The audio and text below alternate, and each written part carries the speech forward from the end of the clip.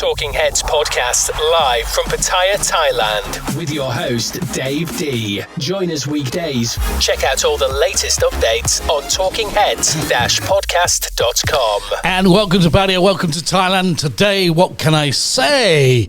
The first link up live to the man himself, Sifu Mark Gerry, over there in, it's sunny at the moment. Welcome to the show, Mark. How are you doing? I'm doing great. It's great to talk to you, Dave. It's great to see you. Is it sunny there at the moment? I want to ask you this. Is it nice and sunny over there at the moment? Yeah, it's if you could see the sun, because the air is so thick with ash from the fires that are burning here. Oh, still, yeah. Sorry, yeah. Yeah. So it's the sun looks like Mars actually. So it's still thick. Is it still thick in the air now with everything? Yeah. It is thick. We have really. Well, at least we have a reason to wear those masks, right? Yeah, absolutely true. Well, just wearing the mask. If it makes you feel any better, I was going to say welcome to sunny Pattaya, but it's not. It's absolutely ripping it down outside. I mean, the roads outside are literally like rivers. It's nice to see you again, my friend. Yeah. Yes. Yeah, it is. It's really nice. It's been a while since we've been together. Bobby is down in the studio with us. Say hello, Bobby. Hey, Mark. Nice to meet you and your son, Nicholas. Yes, thank you. Thank you. We'll see you soon. I'm going to bring him over with me. And he's done an amazing job. They all have. Yeah. Absolutely. Now, one thing we must say, of course, is this is the first time we've ever done a live cast, which is from our new studio. This is like 21 days old, this studio. Bobby's been working his arse off to get this done, and of course, your son Nicholas has worked his arse off today to try and get us hooked up to do this. So we bid them thank you very much. Yes. Yes, that's for sure. Thank you. Yeah. Now, for people that don't know you, I mean, I want to take you back to like sort of 1969, if that's okay. I was 5 at the time, just to let you know. Yeah. If it makes you feel any better, I was 5. I mean, you started doing some training in 1965. Where did you start? 69. Yeah, 1969. I started at East Coast Martial Arts in Castro Valley. It was East West, I think was the name of it. And my dad had taken me down there for some lessons over the summer, and I really enjoyed it. I mean, I was like, I really wanted to continue. I got to continue for a little while, and I knew that was going to be something I was going to want to do for the rest of my life. And what was you training at that time? I mean, what was you training at the time? What did you learn to do? I mean, what was it? It was a they called it Bok Fu. And it was one of the original mixed martial arts. Was what I would be training in another art that was a mixed martial art of Kajukenbo, and this was a similar martial art, and which it makes a lot of sense for actual using the martial arts in real life in the street. So when you went in, how old? Can I ask how old you were in '69? 9. So yeah, okay. I'm 59. So 9 at the time. So basically, well, you've been the same age for about 15 years. Do you know that? Yeah. So when you went there, what was your thought process of going in there and learning some martial arts? Was it purely for just yourself, or was it for defense? Was it to look after yourself, or was it for fitness? Oh no, yeah, no. I was definitely for self-defense. I had ADHD, and I was given Ritalin since I was a little kid, which stunted my growth. I was skinnier and smaller than the other kids, and being hyperactive got me in trouble, and I was constantly having to deal with bullies and stuff like this. And yes, I wanted to be able to fight back. So I mean, and after that, of course, you learned to do that, and you moved on. Because I've taken some notes, and I want to sort of go through, because we're going to come back and do some other stuff with you anyway. But I want to take you up to 1976, and you started training. Is it what? How do you say that name? Because Kajukenbo. So what is it? Kajukenbo. What is that? What is it? Well, it's karate, judo, jiu-jitsu, kempo, and Chinese boxing or boxing. Oh, yes. All mixed. Yes. It's a mixed martial arts. So there's a lot of other things were put into the mix since then over the years. and it's an ever-growing martial arts. Developed in Hawaii in 1947 by 5 guys that had been in the war and had been developing this martial art. They put all their skills together, and after a few years, some of them came to the mainland, and it was really the first American mixed martial art, and that's where I started learning it in 1976 in Hayward, and continue to this day. Did you training? Back in '76? I mean, was there any like grading then? I mean, was there such a thing as, I'm going to play dumb here, was there such a thing as grades and belts and all that around at that time? Of course, yeah. There's always been, in America, pretty much always there's been grades, especially in commercial schools. To show the students where they're at, who's at what rank, and what their qualifications for. So yeah, each school has its own grading. There's no like national grading. So somebody that's one grade from one school and somebody that's a grade at another school doesn't mean they have the same skill level or know the same skills. But there's like a progression, because from '76 and then you get on to 1980, of course, you started training in the Rakadu, yeah? Is that right? Ruku-Kempo. What is it? I see, I'm terrible at names. Yeah, well, Ruku-Kempo it's the name of a Japanese island, the Ryukyu Islands. And they had started developing, looking at using the Chinese medicine chart and that were used for acupuncture and acupressure, and they started using them to pinpoint strikes and manipulation of the points to cause pain and compliance. And so I was really interested in this, because blunt trauma is normally what you use, or joint manipulation, or blood constriction or air constriction. So to have something that you could use that wouldn't cause permanent damage, I thought this is something. And I saw him doing some incredible stuff. So I got involved with that, and I really started searching out some of the best teachers in that style. I mean, I know from sort of experience and seeing you over the years. I mean, I've seen you do a few little pressure point tests, let's put it that way, and you can just take people down within a second. I mean, I just find it amazing that just by knowing where to do it and the technique that you've got, it can bring a grown man down so quick. Yeah, the thing is that there's been so many people that do pressure point stuff that I decided that I needed to find out what really was happening medically and scientifically at these points. I knew it wasn't energy flow was being disrupted. And so over the years, I started studying the medical charts and starting working with doctors to see exactly what was happening when you struck or you put pressure on these nerve points, is what I call them. They're nerve centers, and how this would make the body react, instead of saying that it was some energy chi flow. And so we developed this whole system. Did you take a lot of time in training for that? I mean, did you how many years did you do that to sort of find out about, number one, of course, it's okay doing that to somebody and using their pressure point and taking them down to the ground. But of course, like you said, on the upside of it is that you want to find out if you're doing any harm as well, aren't you? Yes. Yeah. So that's why I for the last 25 years, I've been training with a lot of doctors, and we can get together and we can look at medical charts and look at the exact spots that we're striking or pressing on, and see which nerves, arteries, tendons, muscles, that is in that area, and how this could make this reaction, the person to collapse, the person to pass out. Is it blood pressure? Is it high pain?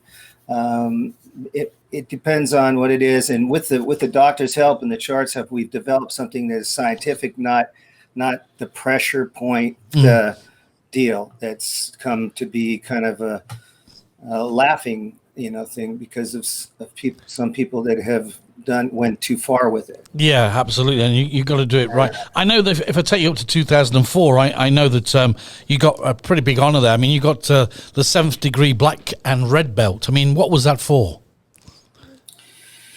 So in 2004, I had been called in I guess in 2002 by the founder of Kajukenbo,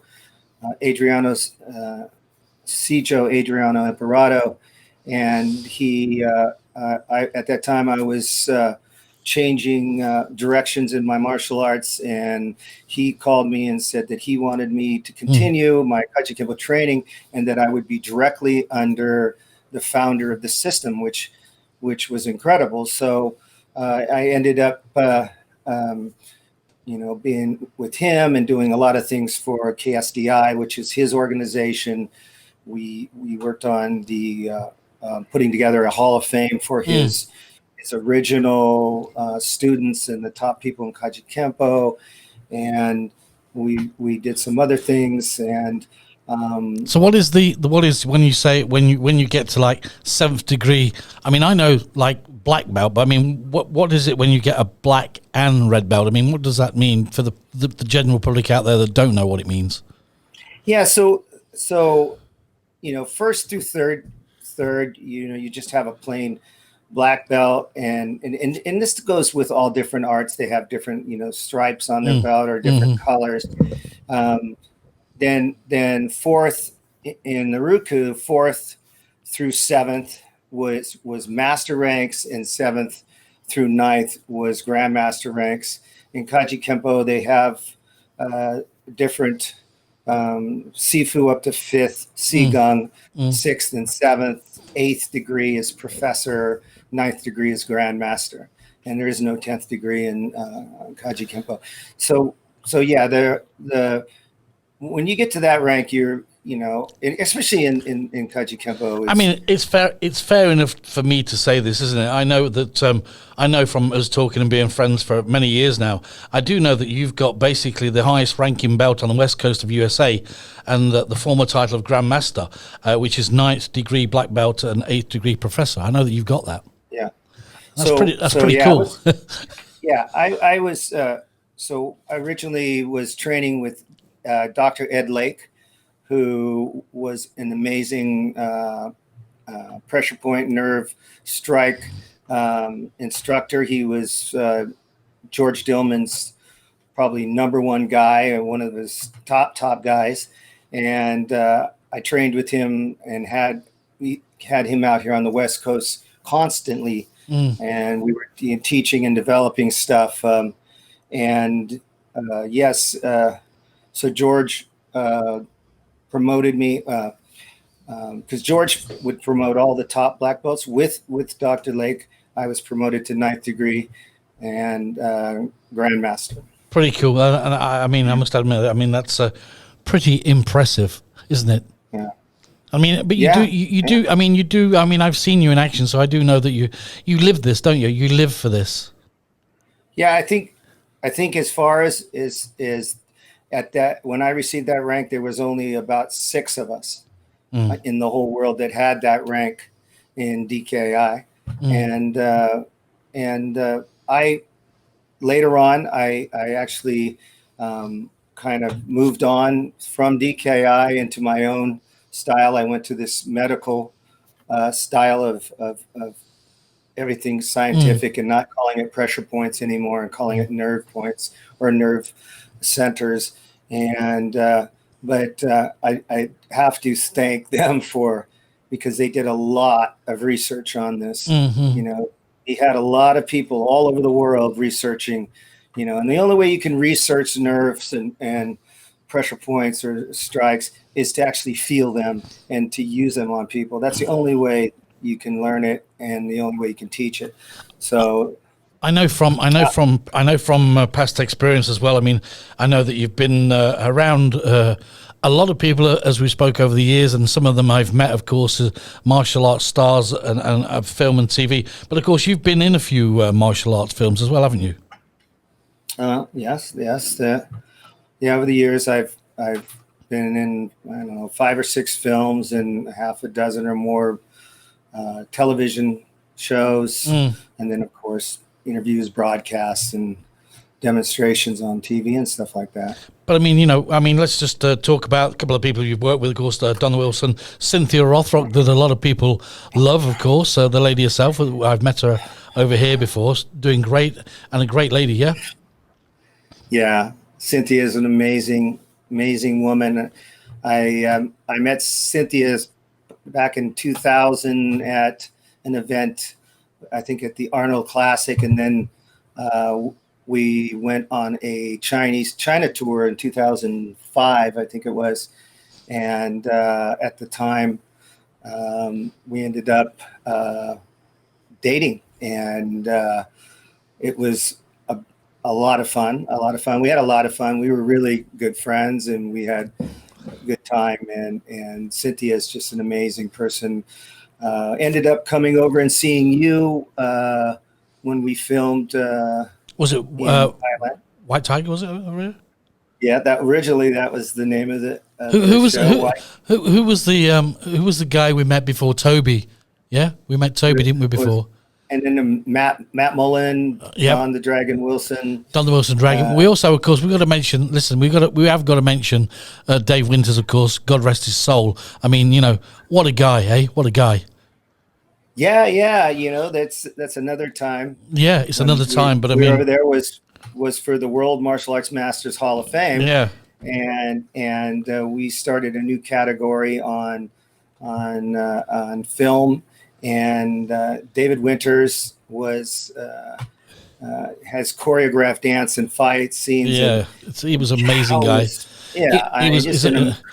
He did, if I remember rightly. I mean, I remember talking to him. Of course, West Side Story, which everybody knows. I mean, he was in it. I mean, and also the things that he did. I mean, if you remember, I mean, we can go into this another time. But we can talk all day. But of course, we had a great time. But of course, you yourself have done a lot of martial arts related text and historical books as well, haven't you? I mean, you've been getting into that. I mean, what's the angle there on that?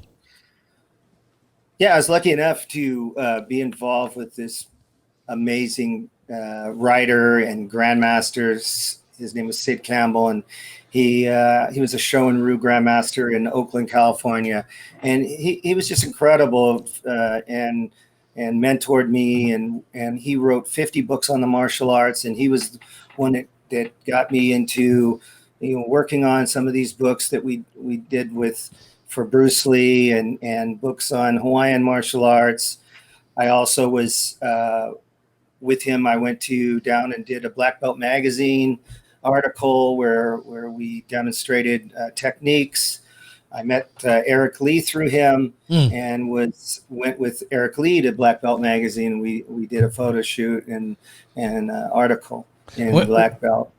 And of course, the one thing that I do, I mean, there's so many things that we can talk about, but one thing that sort of stands out for me, of course, you've performed and taught some of the biggest at some of the biggest martial arts events in the world, but also, of course, doing a demonstration on the Great Wall must have been a little bit of a surreal moment. Yeah, it was pretty surreal. I had, to tell you the truth, I was pretty happy because I had just asked Cynthia Rothrock out for dinner that night, and we were just climbing up the wall and just getting there. And she said, "Sure, okay."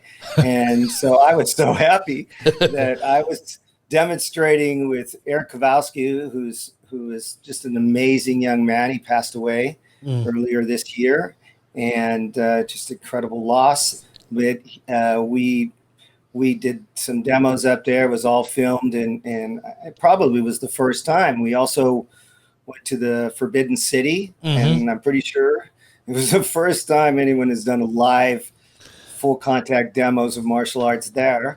And that's some undertaking. Yeah, and at the Shaolin Temple. We performed. Even my son, who was helping me earlier today, he was in some of the demos that we performed inside the Shaolin Temple with the monks watching us. And of course, you went to Kuwait, didn't you? Royal family. I mean, you did some stuff over there as well, didn't you? That's right. That's right. That was an incredible experience. It was one of the first groups of Kajukenbo guys to go over to our group that was started from a military base over there in Kajukenbo, and got to train a seminar, train a bunch of great, guys from Kuwait over there, and a lot of them were with the royal family, and it was amazing. Great, it was hot. Great, yeah. I was going to say, I'm sure it was hot over there, and I'm sure it was a great experience. But of course, one of the experiences that I've seen, and I know you enjoyed because we spoke about this before. Of course, when you went over to Moscow and teamed up with Steven Seagal, of course, and Samuel Kwok, who's a fantastic guy, I love him to bits, and then Ray's from the West Coast. I mean, going over there and hooking up with Steven, who hopefully we're going to get on the show, it must have been amazing. Yeah, that was incredible. I was pretty blessed. I had talked to Samuel, and Samuel had we had met in Bangkok when we were there for the World Grandmasters Hall of Fame, and I had demonstrated some stuff for Samuel, and he asked me if I would show him some of the techniques in Las Vegas. At a private place, and after we did that and I filmed that, he had talked to Seagal, and ended up I got to go and teach with Grandmaster Steven Seagal, who's an amazing, incredible martial artist. I mean, I got on the floor, I taught my class, and of course everybody's like, is he the real deal? He is. Yeah, absolutely. Is this guy, because is he bad, or is he just what a lot of these haters say he is? Yeah. So I got on that floor, and I stood in front of him, and he said, "Are you getting this technique?" And I'm like, "No, sir. Could you show me?" And he showed me. I mean, and I've been doing this a long time with some of the best in the world, and he was incredible. His technique was perfect. He was lightning fast, and he demonstrated the technique without hurting me. Twice I asked him to do it again, and he came by and did some other techniques, which I have on film. Yeah, and absolutely. Yeah, no, he's an incredible guy.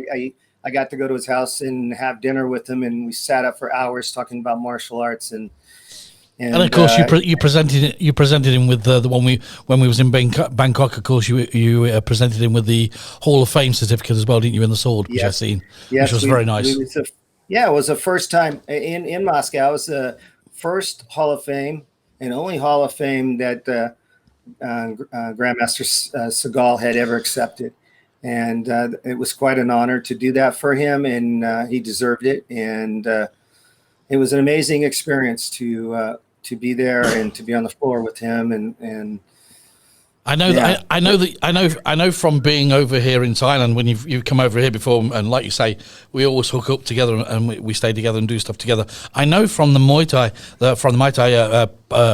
boxing over here, the fighting, of course, you've picked up a lot of things from that, haven't you?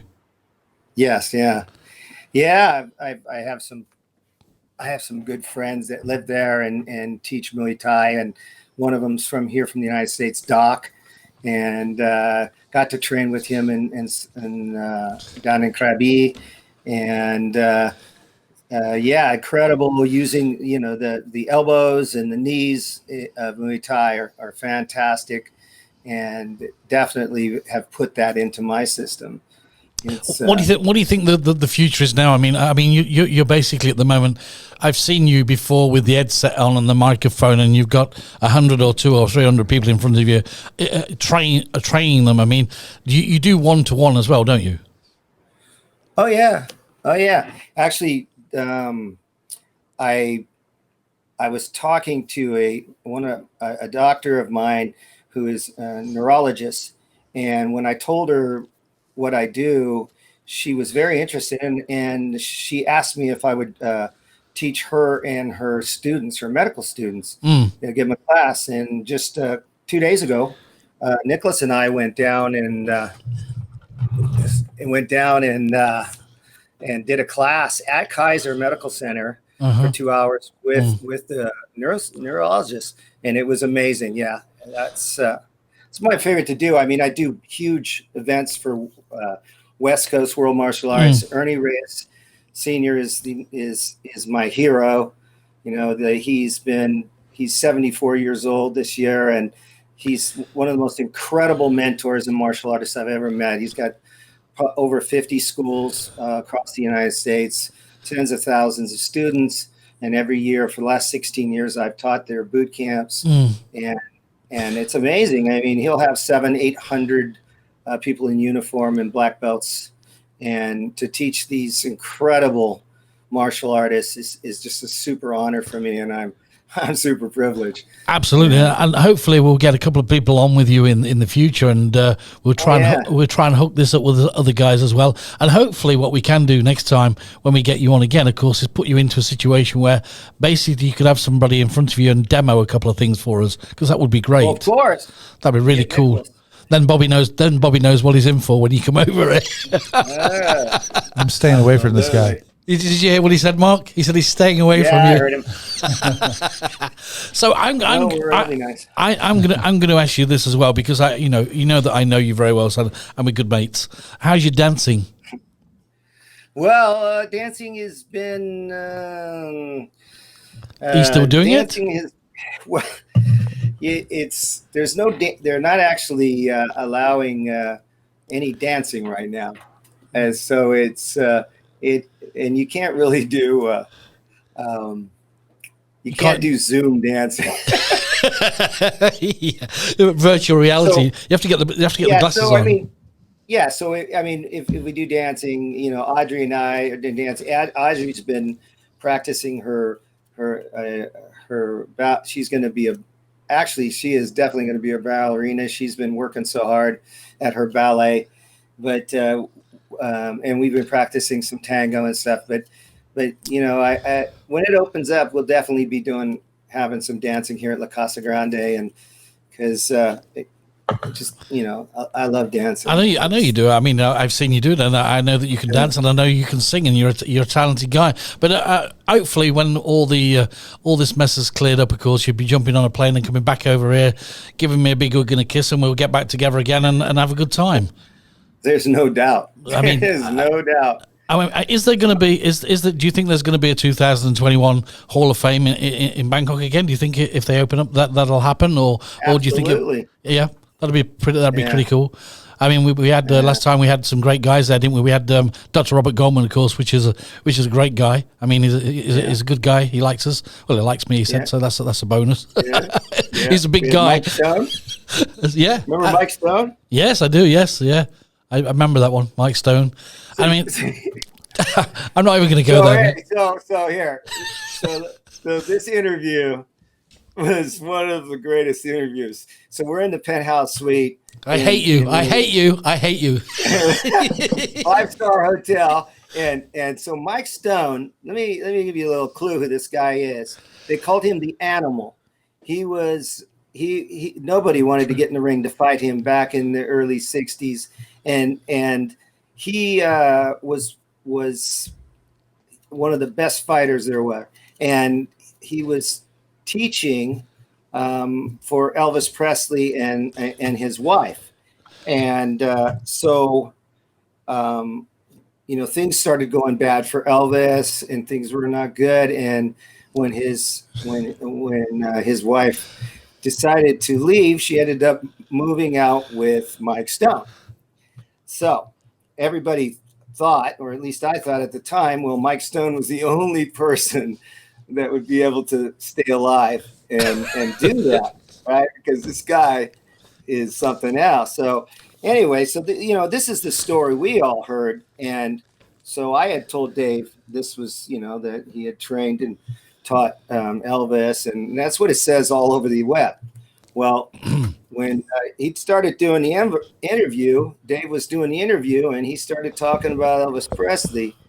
I think you were kind of scared for your life there for a minute. Well, I was really relaxed and everything. I was talking to him really nice, and it was all going absolutely fantastically. And then I mentioned Elvis, and then the room went quiet. You could cut it with a knife. He looked at me as though he was going to rip my head off and shit down my neck. We all felt that way. I think we were all scared. And all I could see was you over in the corner giving it... That's all I could say. I thought, well, anyway, I had to change the pace very fast, and it ended up as a good interview. It ended up as a great night as well, didn't it? And it ended up as a good event. So that was an amazing event. And they were all amazing people that were there. And I think when you meet people like this, I mean, to me as well, I mean, you're around these people all the time, but to me, and especially my friends, when they know who they are and what they've done in life, when you get like people like that, Elvis, and you get Samuel Kwok, and you get all these different people. I mean, the other guy, what was the other guy, the young guy? His name was Samuel Kwok, yeah? The young guy? I mean, he's now got on... Simon. I'm sorry, I mean, his name was Simon Kwok, and Simon... I mean, he's from Thailand. He is the story with Simon is that he actually, the Umbuk movies, he actually ended up the last two movies doing the entire movie. Yeah. Because the star of the show didn't want to work anymore. And so Simon is incredible. I mean, he is an incredible martial artist. He was with the other guy as well, wasn't he? The what's his name? Lynch, is it? He was in Ip Man 4. Ip Man 4, that was it. Yeah. I mean, I've seen him in that. Great job. I mean, and what a guy. Great looking. I mean, he's there, isn't he? He's a movie star in the making. He's a movie star. He's a movie star, and not only just a movie star. He's an amazing young man. Just a humble, wonderful person. Yeah, we'll have to get him on. I mean, I think I could have him come to your studio down there in Thailand. He lives right there in Thailand. Yeah, he does. That's right. Yeah, I mean, he's okay, and I'm sure that we'd probably have a little bit of an interpreter because if I remember, his English was good, but we'll probably need somebody to help me along the way on that one. But I don't know. I think he speaks pretty good English. He's getting there now. Yeah. Yeah. Well, good if he's been in all the movies. Yeah. What we're going to try and do next time, Mark, if we can, and we're going to leave this to you, and that is that we can try and get somebody in with you. Yeah. So we can hook up and get them in the studio, and hopefully, like I said, we can do another interview with you and somebody else, and also, of course, probably in a future one, if you can do some demos for us, that would be even great, a great thing for us. No problem. Good. Enjoyed it? Yeah. Have you enjoyed it today? It's good. Yeah. Very good, man. The signal's been all right. Bobby's here. Hey, Mark, it's a real honor to meet you. Thank you very much for making this time. I can't wait to be there. We will definitely have some fun. We will. Listen, thank you very much for putting everything together today. I know that you've put Nicholas has worked really hard. Thank you, Nicholas. Yeah, and Bobby and Nicholas really have worked hard to get this thing together, just for me and you to have a chat, which is incredible. But now the scene is set. We know what's what, and it's all working fine. So I'm looking forward to doing more of these, and hopefully we can get some of your guys on, and Cynthia and people like that, and put it out there. Yep, that's what we'll do. We'll work on that. Yeah. All right, Bobby, you like that one? Yeah. Sawadee Kap. Sawadee Kap. Okay, Mark, are you happy with that? Happy? Yes. Very, very. You look very relaxed. Well, it's late over here for us. I mean, what time is it now, Bobby, over here? It's 3 a.m. 3 a.m. 3 a.m. now. 3 a.m. 3 a.m. 3 a.m. Here, it's 1. 1 o'clock in the afternoon. 1 o'clock in the afternoon. Listen, from me and Bobby, okay, thank you very much for joining us today, my friend, okay? It's been really good to see you. We've skimmed over the surface of different things, but we're going to go into them more in depth in the next one, yeah? Yes, sir. Yes. Okay, buddy, from me and Bobby, it's goodbye, yeah? Take care, yeah? Okay, bye-bye. Take care. Talking Heads podcast live from Pattaya, Thailand with your host Dave D. Join us weekdays. Check out all the latest updates on talkingheads-podcast.com.